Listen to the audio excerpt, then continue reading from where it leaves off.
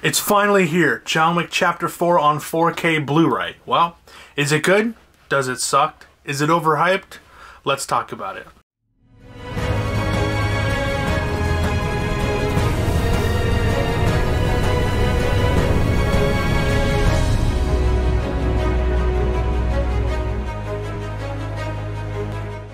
What is up, everybody? Yes, we are back with another 4K Blu-ray review. Today we're going to be talking about the new release, that is John Wick Chapter 4.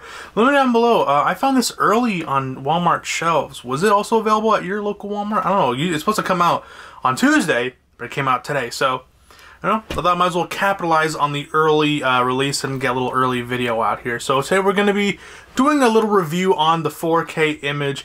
So before we get into this, I want to say that I do have a Dolby Atmos setup, and I am watching this on a 4K OLED TV, the OLED C1, the 2021 model. So those is what I'm watching on. Again, all of my opinions are based on my setup alone. Your setup may have different results. So let's get into John Wick Chapter 4. First, I want to talk about my opinions on the movie, because I feel like I have... Obviously, I like the movie. That's why I spent the $34 on it. This was a very expensive 4K Blu-ray release. For some reason, all these new releases are getting more expensive and more expensive.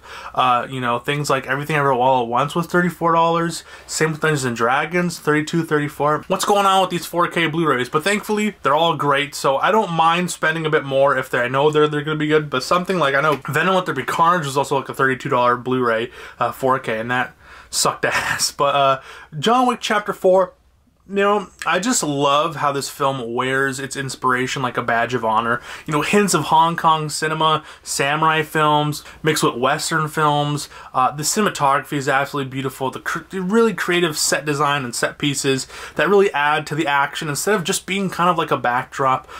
Donnie Yen plays a blind man in this, and at first I thought it was just going to be like, oh, Donnie Yen action, but he has like a walking stick. But no, actually, he sets up different ways to where he's able to use his blindness as both a hindrance and as an like to help him throughout his fight. I know there's like a scene where he sets up little motion sensor monitors on the bottom of the, like, there's a kitchen scene, and he's able to set up these motion sensor like things on the like a low end side of like a table, on these tables and different like kitchen appliances, and he's able to duck down really deep so he doesn't have to look at them, and he can hide away so he wasn't know, so but he'll still know if they're coming and then attack him. It was really cool. So yeah, I'm really glad that they're able to integrate his blindness within his fighting style instead of just being like, hey, he's wearing sunglasses but he's able to do karate. Like, it's not like that. John Wick in this film is most unstoppable. Keanu Reeves has the least amount of lines in this entire franchise, and it definitely aids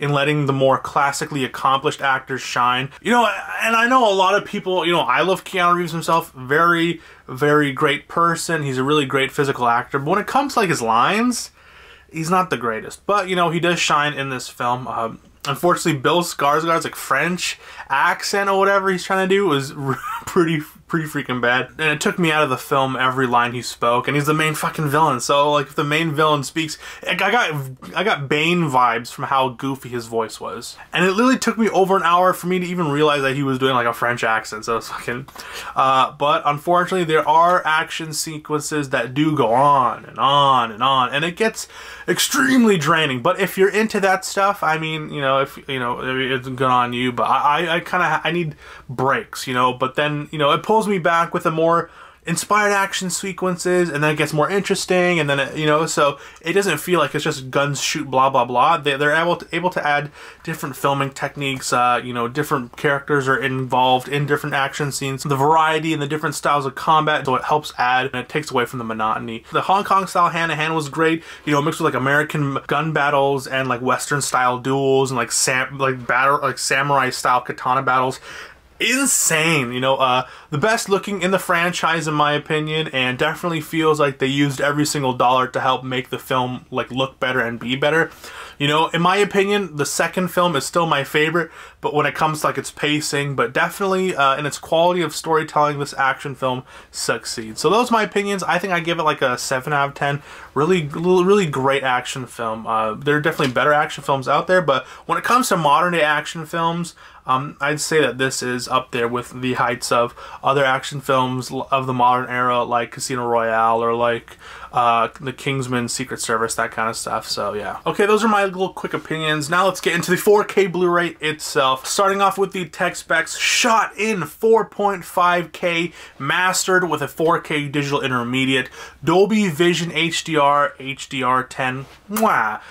It is in 2.39 by 1 aspect ratio, and the audio formats, English Dolby Atmos, English descriptive audio, and then, you know, French 5.1 Dolby audio, Spanish 5.1 Dolby audio. You know, now starting off, you know, watching this on the big screen on the Dolby Cinema, because this, I think this got an IMAX release like for the first couple days, and I was just busy then, so I wasn't able to check it out. But when I got into the IMAX, or not the IMAX, but the Dolby Cinemas, it got me hyped because the visuals alone in this film are absolutely gorgeous. You know, with the variety and creativity in the shot selections, going from scenes that are reminiscent of like Lawrence of Arabia, those really dry and dreary desert scenes, to like kind of like a Frank Miller graphic novel. I was ready to see this on my OLED screen day one, and it did not disappoint. I'm gonna say this right now, if you even like slightly enjoyed this film and you have like a 4K setup, you need this in your collection. No cap. I mean, like, it's a no-brainer. Review done.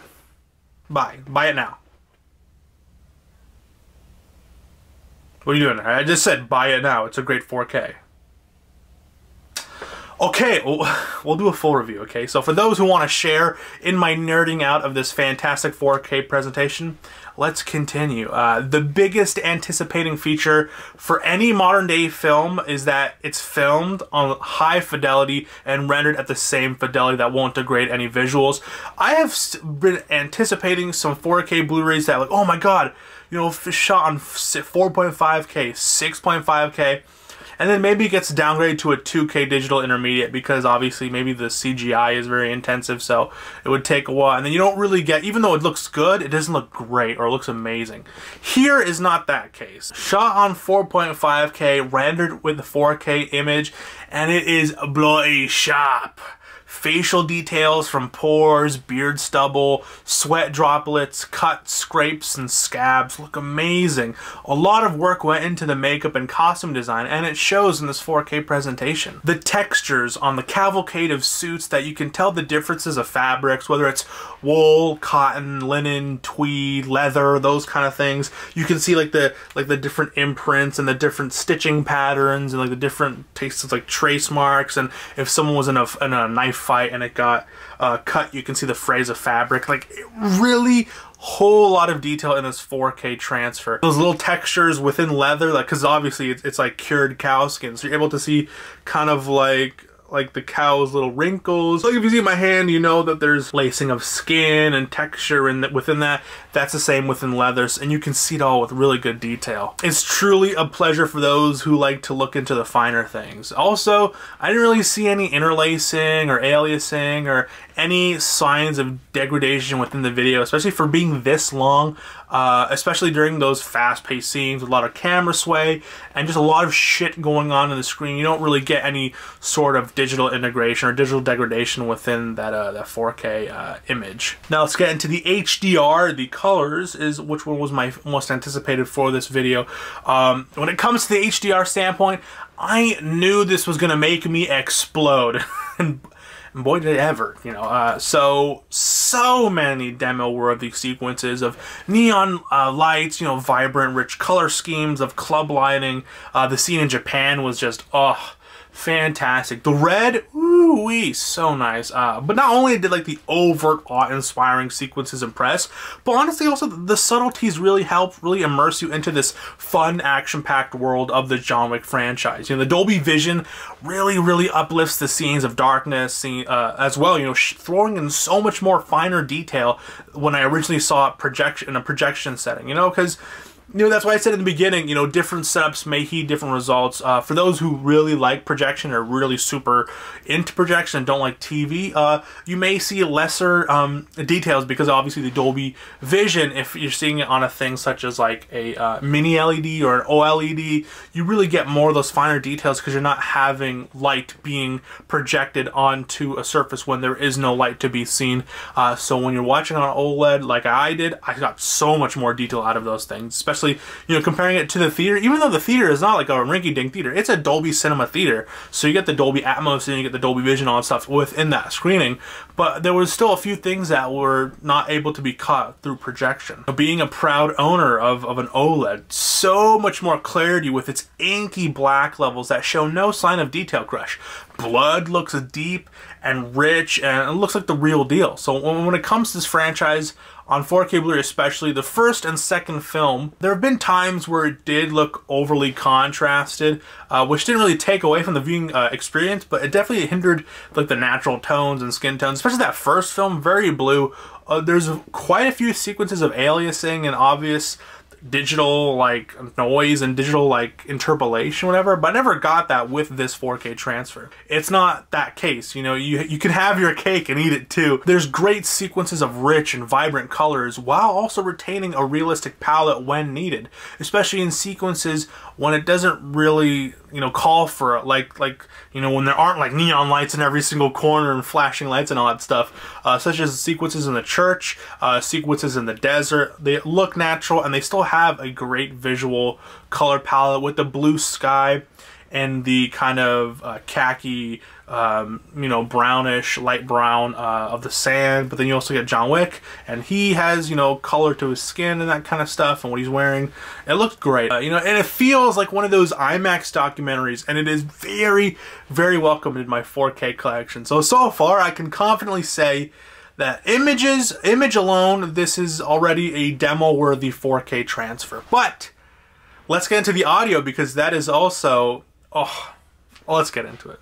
Sporting a Dolby Atmos soundtrack that will make you feel like you are literally in the middle of a war zone. Those equipped will feel the intensity of every gunfight. Do be warned though, you may get noise complaints, as 70% of the sound design is just people being murdered in very brutal ways. It was like, okay, we're like 20 minutes into an action scene, it's just gunfire, people getting stabbed, bones being crushed. I'm like, okay. So I have to turn down the volume because I felt bad for my neighbors, because I don't live in a detached housing. I live in a townhouse, so every house is attached. And I was like, okay, let me turn down the volume because I'm in my basement. I'm like, ooh, yikes. But so worth it. If you're an audiophile and you're equipped with the kind of like a really nice setup audio-wise, this is going to be so freaking good. Every gun, like the sound design itself is fantastic. Every gun has its own, unique sound when it comes to like little 9mm having a spitty tinny sound with like, double barrel shotguns, boom, like you can tell the difference, and it doesn't sound like just a generic gunshot. Each individual gun has its own sound, and specifically not only when it's being shot, but when it's being cocked back, when it's being reloaded, when you hear the different weights of shell casings hit the ground. One has a ding ding ding and the one has a ding ding ding. Like you can tell the differences between that, and it's insane. Hearing reloading and all that stuff is just, and hearing like the different ways they'll boom boom, like with the gun, the shell casings go inside like the double barrel shotgun. It's like, this is like gun ASMR. Same with the revving and screeching of cars, drifting, hearing the tires, start going on pavement, but you can hear the little pebbles on the floor kind of lift up from the car moving. Dude, it's insane. You hear everything. And also, it's not like just, I never sat there feeling, this is a front heavy mix. It's everywhere. The Dolby Atmos absolutely kills it for those who are equipped with proper speakers, and it's a pure joy for audiophiles. And also, not to mention, so that's just basically the image and audio, 10 out of 10 immediate. But not only that, but it's also like chock full of features to make fans of the film extremely satisfied with their purchase. Honestly, making this a 10 out of 10 release on a pure technical standpoint. This is a demo-worthy disc and a must-own for those who do enjoy action films and Just that kind of thing. If you hate action films, though, I'm sad to say this is not a pickup, because it just film-wise alone, if you're not a fan of really self-indulgent testosterone film action scenes, you're not really gonna like this, because when it comes to the story, it feels like this is like an MCU film for those who don't like MCU. So you're gonna have to watch the last other 2, or maybe even the last 3 films to really understand what's going on, what does excommunicado mean, and that kind of stuff. So if you're a fan of action scenes, you've already seen the other ones. If you already own, you don't even have to own all of the other ones on 4K, because some of those are hit or miss. You know, the first one isn't great on 4K. The second and third ones, specifically the third one, looks really good. The second one is also pretty good. So if you've seen those movies and you really did like this 4th movie, it's not even like a question. It's like a rhetorical question. You should really own this on 4K Blu-ray. I give this a 10 out of 10 on the 4K alone, just technical wise, with a Mason's Badass seal of approval. And that was my review on John Wick Chapter 4 on 4K Blu-ray. Must own. Really, really good looking 4K. For those who like action scenes. Again, if you're an artsy-fartsy fan film, like I'm an artsy-fartsy film fan, right? I love me some Seventh Seal. I love me some, you know, foreign films where it's about, like, you know, like random shit, right? Like the life of a worm, and you have to understand the worm through that, and it's talking about like weird messages.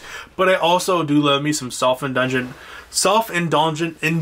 action scenes and action films. So for that alone, 10 out of 10. So that was my review on John Wick Chapter 4 on 4K Blu-ray. Let me know down below if you picked it up, and let me know down below if you're going to actually be interested in picking it up, because again, it is a pretty expensive 4K Blu-ray, but honestly, it's kind of worth it, because it's a mind-blowing experience. Fantastic, fantastic. So it's also a long movie too. It's like you're not buying like a $40 movie and getting it like a night. Like some Vinegar Syndrome, some Scream Factory films are expensive, and then it's like a 80-minute movie or like a 70-minute movie, and you're just left like, oh well, whatever. And that's where they kind of push all these bonus features, because it's more than the actual movie. But this movie is long as fuck. I think it was like 3-something hours. So really, really worth it, and you know, it's worth the money. So again, let me know down below if you're going to pick it up, if you're planning on picking it up, or if you're not, you know, so, I don't know, you never know. Some people didn't like it. I liked it. I didn't love it. I wasn't my favorite movie of all time, but also a good romp. Anyways, that was my review. If you enjoyed it, please make sure to leave a like and subscribe. I am Mason from the Mockbuster YouTube channel. Please have yourself a good day, night, evening, afternoon, morning. Whenever you're watching this, please stay safe. God bless. God bless you guys. Long live physical media, long live 4K Ultra HD, maybe even 8K Ultra HD, you never know. What would 8K call? Because if you're calling 4K Ultra HD, 8K Supreme? Who knows? Anyways, see you guys later. Peace out.